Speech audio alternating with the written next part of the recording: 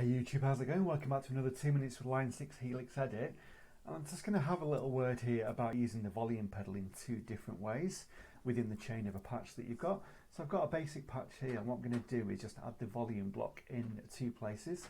So just make sure with this unit when you're adding a block that you're not actually clicked on one of these, because if I was on that one there and I hit that particular block, that would actually change what you've got there to the volume block. So just make sure you've got an empty one first before you add something.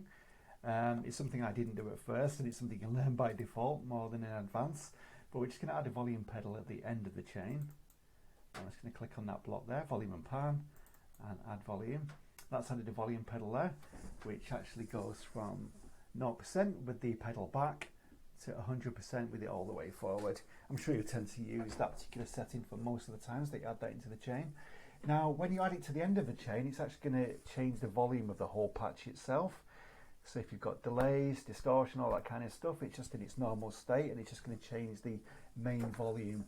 If you move this to the start of the chain, it changes things. Okay, so I'm just going to left click on that. I'm not going to show you this with sound, I'm just talking about what it does. Okay, so I'm just going to go to the start of the chain. I'm just going to let go there. When you've got it at the start of the chain, it actually changes the amount of input you've got into the patch. Now, say you've got distortion on a patch, that will mean that you're actually lowering the level that's going into it. So it actually means, in a weird way, it would kind of clean up the sound if you kind of pull the volume back.